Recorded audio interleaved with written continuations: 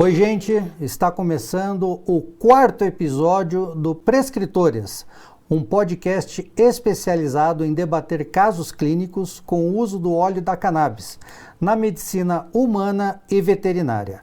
Eu sou Eduardo Carmona e sempre comigo neste programa a médica e nutróloga e prescritora canábica doutora Flávia Ode. Tudo bem, Flávia? Tudo ótimo, Eduardo. Prazer estar aqui para mais um programa esclarecedor sobre CBD. Legal, nosso quarto episódio. Muito bom. O programa Prescritores é uma produção da Viva CBD Brasil com o patrocínio da clínica Nova Forma e dos óleos Canalab. Siga o Instagram canalab.brasil. Você pode também ver e ouvir o programa Prescritores no Spotify e no YouTube. Hoje temos a convidada, a doutora Catarina Dionello. A Catarina é graduada em Biologia e possui 4 pós-graduações: Psicopedagogia, Clínica e Institucional, Dificuldades e Distúrbios da Aprendizagem, Reabilitação Cognitiva e Análise do Comportamento. Doutora Catarina também é sócia e idealizadora da clínica Cérebro em Foco, aqui de Curitiba, no Paraná. Doutora Catarina, seja bem-vinda ao Prescritores. Muito obrigada pelo convite, é um prazer estar aqui com vocês hoje. Então, para começar aí o nosso bate-papo, quando eu pedi o currículo da doutora Catarina, ela me colocou uma pequena observação. Sou mãe de 2 crianças, uma com TEA, transtorno do espectro autista, e uma com TDAH, transtorno do déficit de atenção com hiperatividade. Doutora, esse cenário familiar influenciou de alguma maneira na sua formação acadêmica e posteriormente na sua atividade profissional? Não, incrivelmente. Eu digo que para quem tem alguma crença, Deus me preparou antes para depois me mandar os filhos. Então, eu já tinha um desejo por essa área. Então, eu trabalho nessa área há 20 anos. E aí, os filhos chegaram depois. E eu já tinha uma experiência. Então, tanto um quanto o outro tiveram um diagnóstico muito precoce. Justamente por conta da minha experiência já de trabalho, né? Mas não teve uma influência, já era acho que um desejo que eu tinha interno, eu fiquei fascinada por essa área e foi o que foi me motivando, mas eu digo que é Deus nos preparando para o que vem depois. Legal. E você acha assim, acho que esse diagnóstico precoce é muito importante, né, doutora? O que você acha assim dessa... Porque muitas vezes a mãe, os pais têm uma dificuldade e não entende bem o comportamento dos filhos e nisso fica um teste terapêutico com vários remédios, várias terapias que às vezes também não são eficientes, não é? Isso foi primordial para o desenvolvimento deles. Porque eles não entraram em várias medicações e foi o que me fez entrar no universo da pesquisa para o canabidiol, porque eu tinha uma dificuldade de aceitação com remédios alopáticos, que a gente sabe que tem um impacto grande na saúde de crianças que estão em desenvolvimento. E quais as preocupações, ainda falando sobre a decisão dos pais de tomarem essa iniciativa ou não, de tentarem usar o óleo de cannabis, quais as preocupações que os pais devem ter nesse início? Eu acho que assim, procurar um médico prescritor e que de fato conheça o produto, entender que o produto é uma medicação e que precisa ter uma certificação, precisa ser de qualidade, que a gente hoje, ao mesmo tempo que a gente tem uma abertura desse mercado no Brasil, a gente percebe que existem associações pequenas e que a gente precisa entender qual é a qualidade. A gente está falando de um produto que é um medicamento, não deixa de ser um medicamento, né? E que a gente está falando de crianças que estão em desenvolvimento. Então, a gente tem que pensar que é um cérebro que ainda está se desenvolvendo. E que a gente não pode utilizar um produto que não tenha qualidade, certificação pela Anvisa, né, que o médico de fato acompanhe essa criança de perto, entenda a evolução do tratamento. Então, é diferente do que a gente imagina, que é pegar uma receita e retornar em 6 meses. Não, esse médico ele tem que ter um olhar cauteloso. E é um dia a dia, né? Eu vejo com o CBD, cada pessoa, cada paciente tem um resultado com determinado número de gotas. De acordo personalizado. Muito, e de acordo com dos sintomas, a parte do dia. Então, o médico realmente tem que estar muito perto, praticamente, sei lá, às vezes até no início, dia após dia, olha, 2 gotas aqui não fez tão bem, vamos aumentar aqui, vamos diminuir. Como você falou, é muito importante esse acompanhamento próximo e personalizado.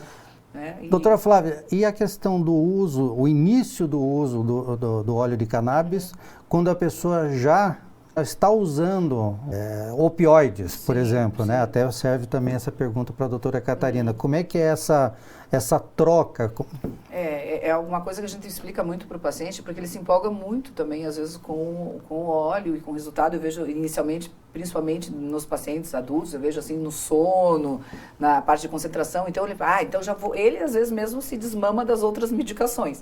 E a nossa orientação sempre é introduzir o óleo, ir aumentando progressivamente, e muitas vezes isso vai ser individual esse tempo, mas pelo menos uma semana, 10 dias, para a gente começar a pensar, vamos diminuir um pouco a dose desse, vamos começar, aí depois que essa dose diminuída está ok, a gente aumenta um pouco mais o CBD, daí a gente vai diminuir um segundo medicamento, a gente não pode diminuir todos ao mesmo tempo e muito menos tirar todos. A gente sabe que esses psicotrópicos todos têm efeitos rebotes, e que a gente não pode desconsiderar isso. E eu sempre falo, porque o que você falou é importante, é uma medicação. Então, às vezes a pessoa olha que é gotinha, já deixa eu tomar um pouco a mais. Pacientes compulsivos, teve um que queria tomar no gargalo, achando que era tipo um xaropinho. Então, eu oriento muito e reforço muito essa necessidade de ter esse acompanhamento, de introduzir e depois ir diminuindo, e depois progressivamente aumentar a dose do CBD, que vai ser uma coisa muito individualizada.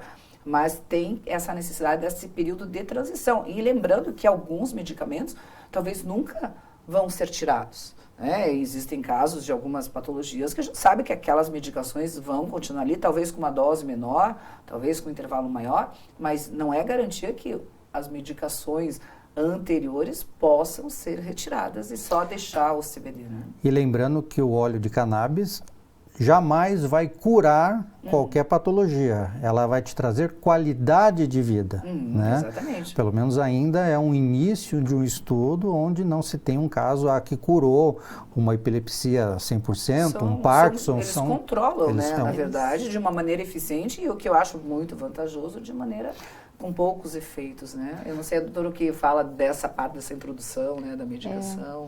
Então, o que a gente tem visto é exatamente orientado as famílias até nesse sentido de que é um processo lento, né? Assim, não é do dia para a noite, né? Mas, assim, não chega a ser um processo muito moroso. A gente tem resultados em poucos dias com as crianças, com os adolescentes, com os adultos.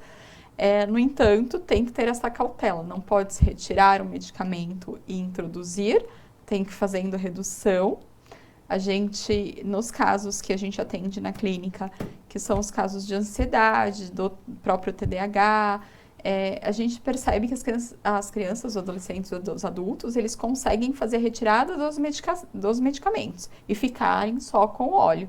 E com uma qualidade de vida muito melhor do que eles tinham, porque os outros medicamentos a gente sabe que tinham um benefício de diminuir, por exemplo, a ansiedade, mas aí tinha um efeito colateral contrário. Eu aumentava o foco, mas eu tinha um outro efeito colateral. E as crianças sofrem significativamente esses efeitos. Você pode citar algum caso na tua clínica recente que tenha introduzido o óleo do CBD e você percebeu rapidamente essa...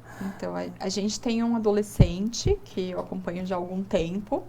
Esse foi um dos casos que me chamou muito a atenção, porque ele já tinha feito um acompanhamento com todos os medicamentos que a gente tinha, eram casos de transtorno do espectro autista, e ele já tinha feito todos os acompanhamentos com os medicamentos que a gente tinha dentro da alopatia possível, e não dava certo. E essa criança estava perdendo o direito de frequentar a escola, que é a primeira sociedade que esse adolescente está inserido. Porque ele estava num nível de agitação muito grande e prejudicando muito até o desenvolvimento do colégio, né? E quando ele iniciou o tratamento com CBD, em coisa de 15 dias, era outro adolescente. E hoje, a qualidade de vida desse adolescente e da família é fantástica. Então, não é só o paciente, né? Todo o entorno. E tem uma idade, uma coisa que as pessoas sempre têm essa curiosidade, né? Tem uma idade mínima para poder introduzir o óleo quando se trata de crianças, né? Então, eu tenho esse filho com TEA com 5 anos. O meu filho iniciou o tratamento com 3 anos de idade. Então, era uma coisa que chamava muita atenção das pessoas, que ele nunca fez crise. E o autismo, ele tem muitas crises. Tem crianças que fazem muitas crises diariamente. E meu filho, como a gente teve um diagnóstico muito precoce, ele entrou com as intervenções necessárias de terapia. E quando foi a fase de entrar com a medicação, a gente até acabou optando por trocar o neurologista que fez o diagnóstico, porque o neurologista era contra, e eu tinha feito muitos estudos sobre aquilo e eu queria aquilo. Então, eu fui atrás de um médico que era prescritor, porque eu desejava isso para o meu filho. E então isso me chama muito a atenção, porque é uma criança pequena, mas que a gente teve um desenvolvimento sem prejudicar o desenvolvimento dele cognitivo, e teve qualidade de vida. Eu tenho qualidade de vida. Ele dorme bem, ele tem uma criança que tem foco, tem se desenvolvido nas terapias. E uma das coisas que me chamou muito a atenção foi que uma semana, eu não falei logo de cara para a clínica, que atendia ele, uma semana depois a clínica me chamou lá para saber o que estava acontecendo com ele, porque ele estava tão focado, tão concentrado, e ele tinha uma agitação motora grande, andava muito de um lado para o outro. E o que tinha acontecido? A gente está começando a fazer o uso do... Nossa, que bacana, né? Isso é muito bom. Então, isso foi, assim... Então, a gente vê que em pouco tempo as pessoas ao entorno... E isso é muito importante, essa melhora rápida, né? Porque isso é muito estimulante para a família, para dar essa qualidade de vida. E por que você acha, assim, no teu ponto de vista, com a tua experiência, que os médicos, os profissionais têm tanta resistência? Você acha que é uma resistência natural por falta... até de conhecimento, de entender a literatura, de não aceitar, porque é uma novidade, de achar que já está cristalizado, né, todo o conhecimento, ou porque tem esse estigma de ser derivado do cannabis? O que você nota, assim, quando as pessoas falam que não acreditam na terapia? Então, eu acredito que é ainda um preconceito, né, de fato, pela origem, porque a gente... falar, eu não vou dar esse tipo de situação, uma droga para o meu filho. E eu sempre digo, gente, por exemplo, eu dou sempre um exemplo, dipirona é uma planta, né? Vem de uma planta. Pronto. Então, muitos medicamentos vêm de uma planta. Exato. É que a gente não divulga dessa forma. Eu falei, então, o que a gente precisa entender é que a gente não está falando, até porque a gente precisa entender que a droga que é vendida é um custo muito baixo para o que a gente tem hoje da cannabis. Então, assim, é um investimento que a indústria teve que fazer, a indústria farmacêutica teve que fazer para trazer isso, porque a gente não pode dizer que não deixa de ser um medicamento, né? E eu acho que falta o conhecimento de entender que a gente tem esse sistema endocanábico. Sistema endocannabinoide, né? O CB1 e CB2, né? Dentro do próprio organismo. Hoje a gente está vendo já que algumas universidades, né, na medicina já estão introduzindo para os médicos, mas ainda existe um tabu de que isso não existe. Isso é uma coisa que não tem comprovação, né? E a gente tem milhares de estudos científicos robustos provando, né? E como eu sempre falo até cuidado, até aquele profissional que não trabalha com pesquisa, ele trabalha com algo muito valioso, que é o resultado clínico no dia a dia dos pacientes. Você mais ainda, além de ser profissional, como mãe, Sim. vendo no dia 24 horas por dia a evolução. E é a proposta do nosso programa, de trazer debates, discussões, casos clínicos, familiares que estão se beneficiando do óleo. A gente fala muito do óleo, o óleo de CBD, mas existe o CBD, canabidiol, é uma molécula de um espectro de mais de 120 canabinoides. Existe também as concentrações CBD e THC, tetrahidrocannabinol.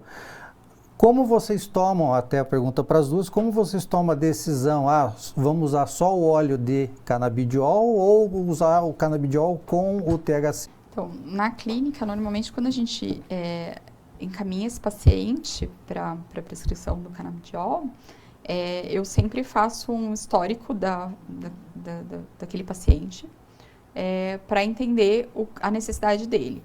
Então, por exemplo, nos casos do déficit de atenção com hiperatividade, a gente sabe que o canabidiol apenas, ele vai melhorar o foco, concentração, mas talvez aquela agitação, ele ainda não melhore. Quando a gente tem a introdução do THC, a gente tem uma melhora nessa questão. Então, eu sempre aviso o médico, né? Então, a gente tem esse contato, até quando a gente estava falando de como é que faz esse acompanhamento. Como a gente está com esse paciente uma vez por semana, pelo menos, a gente faz um relatório e vai enviando para o médico semanalmente de como o paciente está. E aí, o médico vai mexendo na dosagem ali para dizer, tá bom, não, tá muito sonolento, tá muito agitado, ainda não tá no que a gente deseja. Então, vai fazendo essa conversa com o médico. E aí, nesse momento, é onde a gente orienta o médico, assim, pelo histórico do paciente, o que a gente sabe que é melhor para ele, pelos estudos que a gente leu, né? E apesar de alguns médicos não existem estudos comprovados, existem muitos estudos. Se a gente for procurar, existem muitos estudos e estudos muito robustos. Até se citou estudos de Israel, né? De Israel. Israel tem muita pesquisa e já estudos, assim, de acompanhamento de 15, 20 anos. É um tempo muito significativo. Significativo. Né? Então, eu lembro que quando eu cheguei a falar com a neuro que acompanhava meu filho, eu falei muito isso para ela. Eu falei, eu tenho estudos para te fornecer. E aí eu não prescrevo, não acredito, é um direito, ok? E fui procurar quem tinha conhecimento disso. Então, a gente precisa entender que a gente tem a opção de escolha do tratamento do filho. Então, a gente acho que como mãe, você entende, você acaba buscando e você traz informações que é importante para o médico de quem é essa criança e do que aquela criança precisa. Muito bem. Doutora Flávia, como você faz parecido essa com escolha? O que ela faz, né? É claro que daí eu trato algumas outras patologias. Então, por exemplo, eu vejo que na maioria das patologias, só o CBD é bem interessante. Por exemplo, em casos de dor, em casos de uma insônia leve a moderada, foco e atenção. Mas algumas patologias, principalmente as ligadas a doenças, como por exemplo, um paciente oncológico, que a gente precisa aumentar esse apetite, precisa ter um quadro de sedação, às vezes, um pouco maior pela parte da dor, pela náusea, né, pelo quimioterápico, é mais indicado um THC. Em pacientes que estão, por exemplo, tem Parkinson, e que também tem, às vezes, uma agitação maior ou uma neuroplasticidade maior, o THC ajuda também. E nesses casos também, tem pacientes, por exemplo, que têm essa dificuldade de concentração, mas essa hiperatividade ou uma insônia que só o CBD não resolve. Então, muitas vezes, eu posso começar com um full spectrum, assim, com mais quantidade de CBD e aquela quantidade mínima de THC, e ao longo de 1 mês, 2 meses, eu entender que em determinado momento eu preciso mudar, que eu preciso introduzir o THC, e às vezes até o THC a gente começa numa concentração um pouco menor e vai aumentando. É bem individualizado. Mas é muito isso que você falou. vai vendo o resultado clínico, vai observando e vai introduzindo. E tem, por exemplo, no histórico, eu tenho pacientes adultos que tiveram histórico de reações ruins com o uso de um cannabis recreativo, com cigarro de maconha, por exemplo. Daí a gente já tenta nunca usar o THC para ele. Por exemplo, eu tenho pacientes que têm compulsão alimentar. A gente sabe que o THC, numa concentração 1 por 1, vai aumentar esse apetite. Então, eu já evito fazer isso porque eu quero tirar justamente essa compulsão. E a gente sabe que o CBD é bem legal para tirar a compulsão, ajudar a emagrecer, tirar essa ansiedade. Então, se tem essa questão do emagrecimento e às vezes o paciente, nossa, que vontade de comer doce numa concentração maior do THC, a gente já evita o THC. Mas é sempre super individualizado, né? Não tem aquela receitinha do bolo, né? Sim. E isso é legal, porque faz com que o médico fique muito próximo do paciente, observando os resultados, e são super animadores sempre. Né? Sim. Doutora Catarina, queria que você falasse um pouquinho da clínica Cérebro em Foco, na questão das altas habilidades e superdotação, que para mim como pai era um termo, né, novo, e eu conheci a doutora Catarina levando a minha filha a pedido da escola, né, para que ela fosse avaliada, né, e foi diagnosticado com altas habilidades, né. E eu queria que você explanasse um pouquinho sobre esse tema, porque tem muita gente, como eu, não sabia do que se tratava. Então, a Clínica Cérebro em Foco, ela foi idealizada por mim e pela Bianca. Eu tenho a identificação das altas habilidades de superdotação desde a infância. E eu vim de São Paulo, faz 7 anos que eu estou aqui em Curitiba, e a gente queria ter uma clínica que atendesse a esse público, né? A gente atende outros públicos, mas a gente queria ter uma avaliação diferenciada neste público. E aí a clínica se especializou para esse tipo de identificação. E aí hoje a gente trabalha com avaliação multidisciplinar dentro dessa área. Então é uma área que a gente acompanha a criança desde a primeira infância até a vida adulta. Então, eu faço a clínica, a gente faz a identificação, faz todo o processo de adaptação dentro do ambiente escolar, visto que a gente está falando de um cérebro que muitas vezes os pais achavam que quando a gente fala altas habilidades, não, essa criança não é tudo isso, né? Porque tem um estigma de que está diante de um gênio, e a gente está diante de uma criança que tem uma facilidade no aprendizado, que tem uma criatividade, que tem uma produtividade grande, que tem um interesse diverso, mas que junto com isso vem um pacotinho que não é tão legal, que é essa ansiedade, que é o perfeccionismo e que muitas vezes faz com que essa criança não durma bem, que essa criança entre em crises porque ela não entende por que ela funciona dessa forma, né? Por que o grupo não me aceita, porque os interesses dessa criança é diferente. E o que a gente tem visto hoje é que a gente consegue fazer o atendimento e a inserção dessas crianças na escola com o perfil dela, consegue orientar a família de que essa criança funciona de uma outra forma e que a gente precisa também ter um olhar de aceitação, de acolhimento para aquilo que a gente muitas vezes pode achar que é muito intenso. Porque o superdotado, ele é um ser muito intenso. E às vezes ele fica irrequieto, porque ele acaba a atividade antes, daí ele perde a concentração, né? Sim. E ele acha entediante, às vezes, aquele trabalho que os outros colegas estão fazendo. Não é só o positivo mesmo, né? Não. Pode trazer isso. E você tem casos que você usa o CBD para melhorar essa ansiedade secundária? A gente orienta muito o uso do CBD, justamente para a questão da ansiedade, porque essas crianças, elas são muito ansiosas, e como a gente sabe que é um sistema nervoso muito diferenciado, é um sistema nervoso muito receptivo, e que sofrem muito com o uso dos outros medicamentos que a gente tem disponíveis. Então, tem dificuldade com a resposta desse medicamento, e eles têm uma resposta boa ao CBD. Até comentei com você antes de uma amiga minha que tem um filhinho com 5, 6 anos, que foi diagnosticado com TDAH agora, ele mora em Santa Catarina, e ela falou, nossa, Flávia, eu estou nervosa porque o neurologista prescreveu de cara a Ritalina e eu estou com medo dos efeitos colaterais. E ele falou que é uma besteira eu imaginar que o CBD vai ajudar. Né? Na tua experiência, você acha que é algo viável você nem cogitar uma medicação como essa e já ser utilizado o CBD?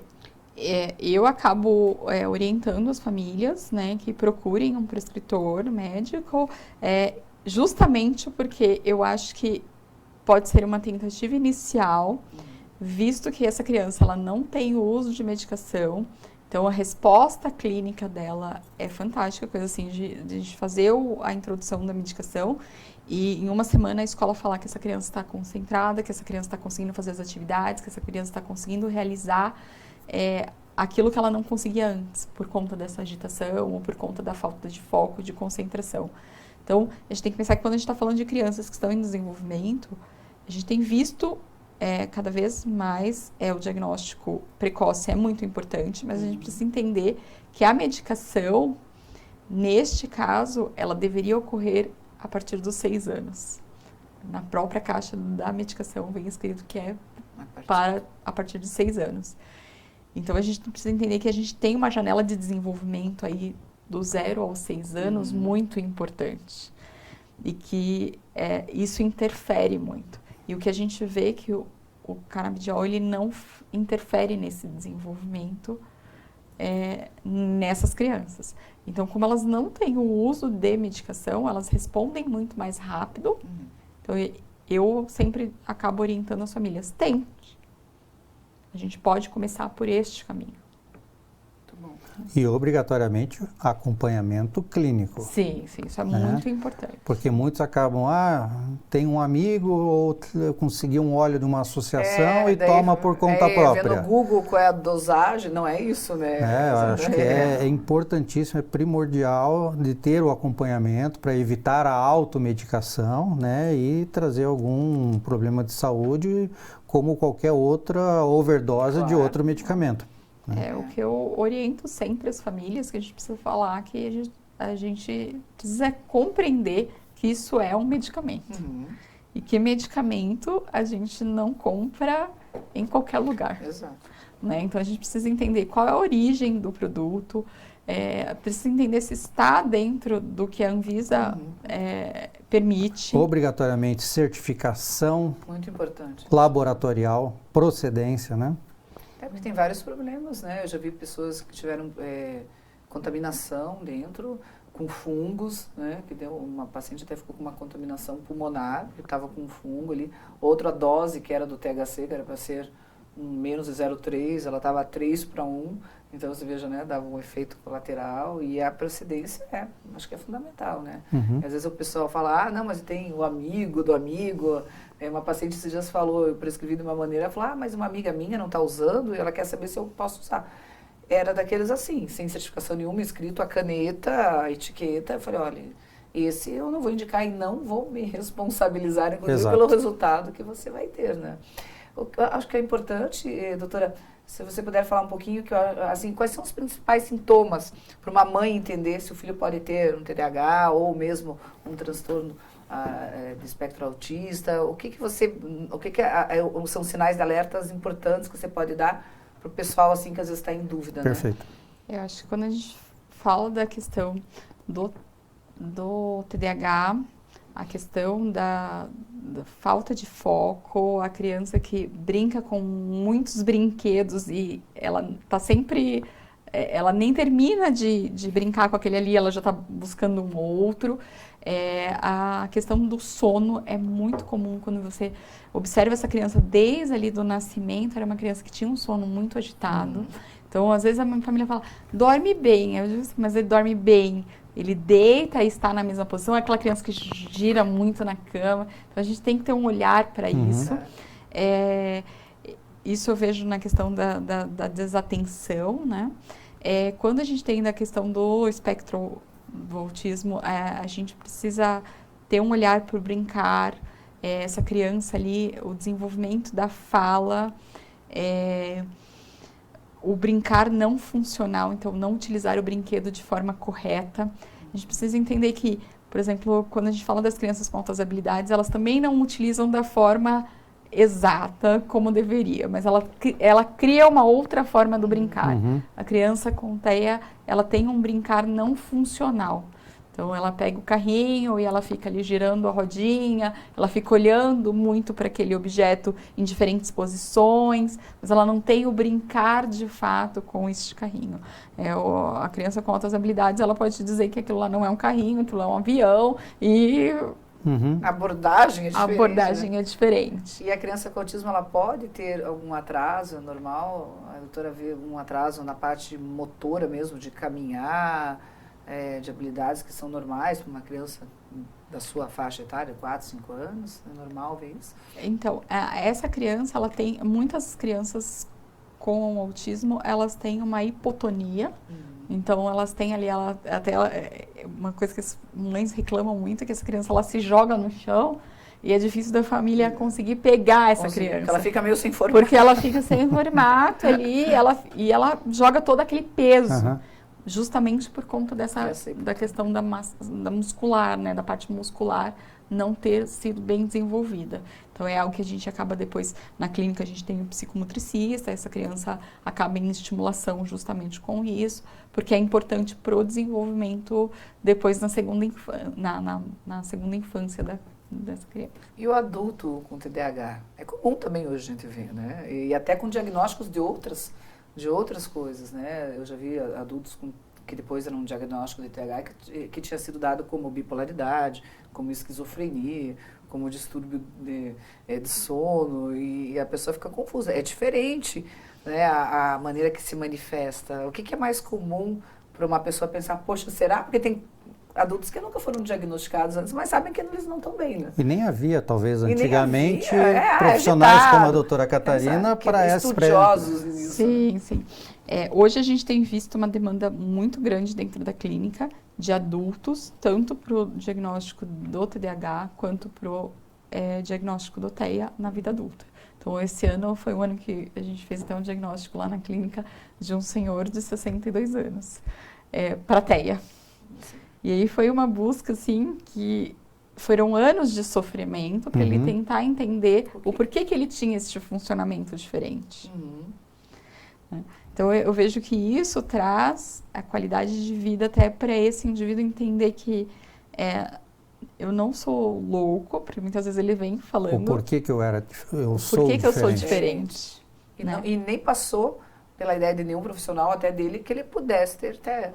Exatamente. Porque não era talvez aquele grau ou aquela maneira que se mostra muitas vezes na mídia e tudo, de ser aquela pessoa totalmente isolada, ou que não fala, ou que não se comunica. Quando a gente fala do TEA leve, né, uma das coisas que eu tenho dito para as famílias e que a gente na clínica, nós nos especializamos muito na avaliação, foi na responsabilidade da intervenção, da avaliação e do diagnóstico na primeira infância.